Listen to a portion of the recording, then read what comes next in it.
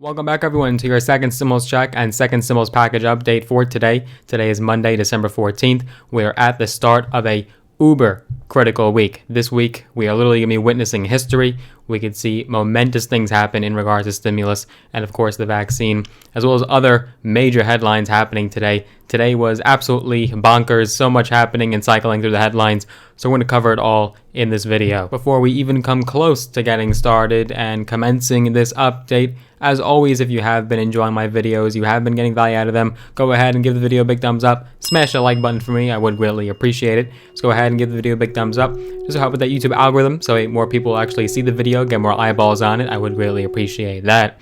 And if you want to see more videos on my channel, feel free to go ahead and subscribe, hit that big red button as well, the subscribe button, and hit that notification bell. That will actually just notify you every single time I do make a new video. That way you'll be first line to see it, and you will not miss a beat. And if you're feeling super generous this holiday season, feel free to also share my videos with a friend, with a family member, someone that you think would get value out of my content. Anyone you could think of, maybe someone you haven't spoken to in a while.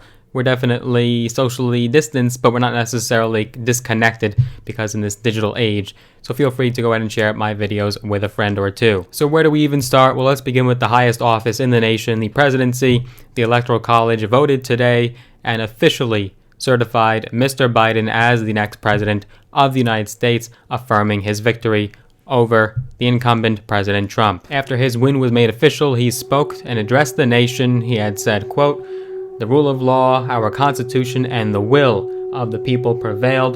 The flame of democracy was lit in this nation a long time ago, and we now know nothing, not even a pandemic or an abuse of power, can extinguish that flame." To cement that Electoral College 270 victory, Biden did spread a message of hope and kindness and unity, but he also bashed Trump like we've never seen Biden do in a long time. He actually referred to his efforts to overturn the election, and he had called those efforts so extreme we've never seen it before. He then went on to say, quote, "Thankfully, a unanimous Supreme Court immediately and completely rejected this effort." So Biden did not pull any punches in regards to his victory over Trump. Other sound bites we've heard before from Mr. Biden. He had said, "It's time to turn the page, to unite, to heal. And in this battle for the soul of America, democracy prevailed. We the people voted. Faith in our institutions held. The integrity of our elections remains intact. And so now it is time to turn the page, to unite, to heal." So whether you like it or not, whether you voted for him or not, the fact is he will be the next president of the United States.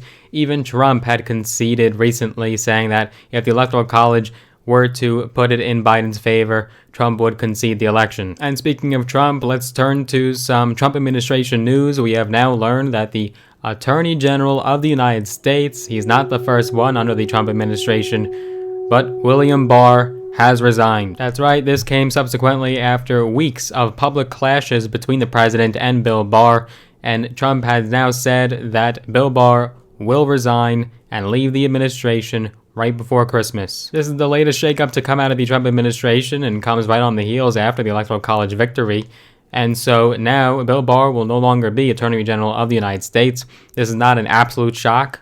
We saw it coming. It has been widely anticipated, but there's still no ill will between the two, at least publicly in their statements. Barr's resignation letter read, quote, "Your record is all the more historic because you accomplished it in the face of relentless, implacable resistance. Few could have weathered these attacks, much less forge ahead with a positive program for the country." Trump also tweeted out and showed that he and Barr still have a good relationship and they're on good terms. He had said, quote, in his tweets, "Just had a very nice meeting with Attorney General Bill Barr at the White House. Our relationship has been a very good one. He has done an outstanding job." Certainly a different picture to paint than what actually went down today, but we saw it coming. This is not a shocking resignation at all by any means. And before we can move on to stimulus, we of course have to address the elephant in the room regarding the vaccine. Today, the U.S. made history in a couple ways. Number one, of course, the fact that the first people in the United States ever, throughout this entire pandemic have now been vaccinated. The healthcare workers are the first to be vaccinated. Those are the people on the front lines, and they should definitely get them first. They're most at risk. And of course, they've been providing a tremendous service to us, so we thank them and applaud them. They should get the vaccine first. But even as vaccines are starting to be distributed all across America, all across this nation, the U.S.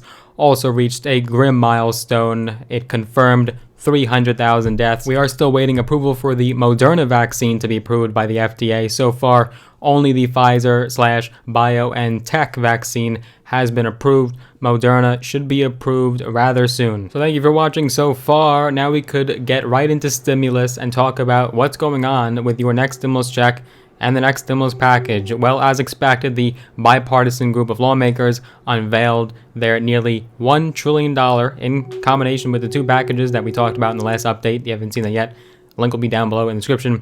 Nearly $1 trillion package that will include many line items that both Democrats and Republicans have been hoping for.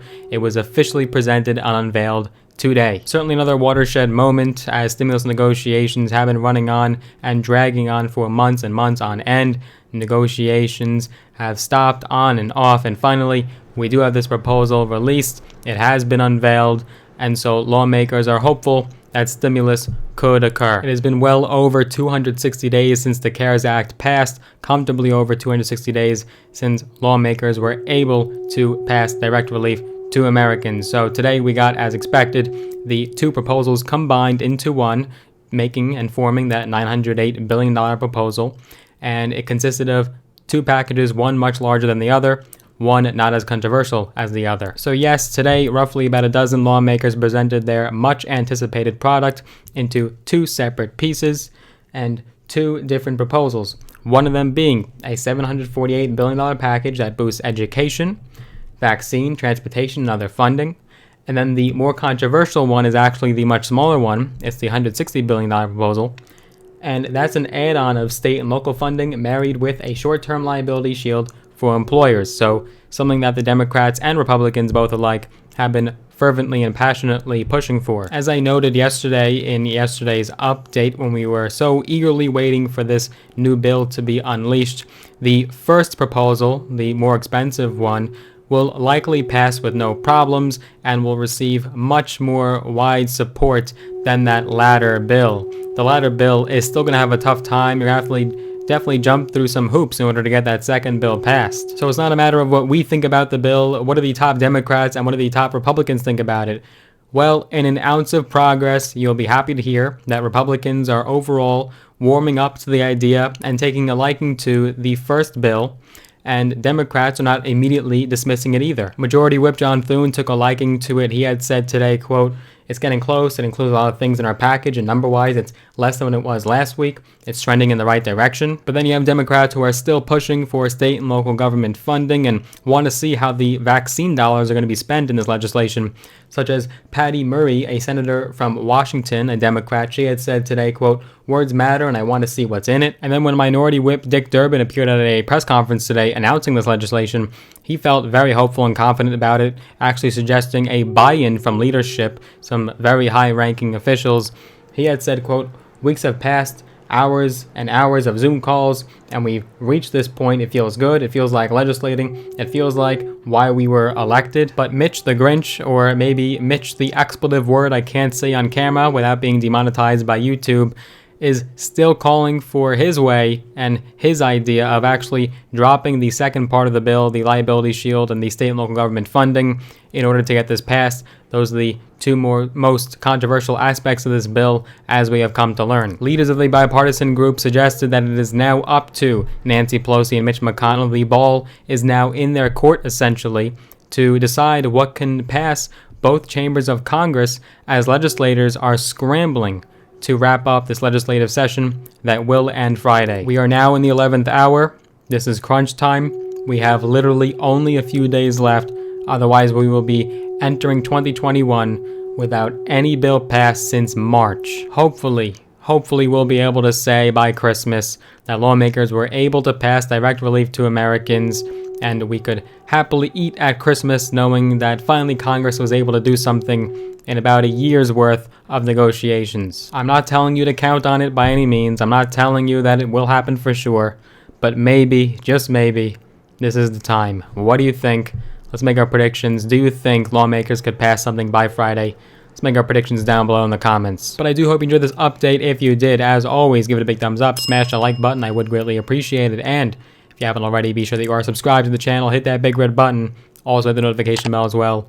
Looking forward to seeing you guys in the next one.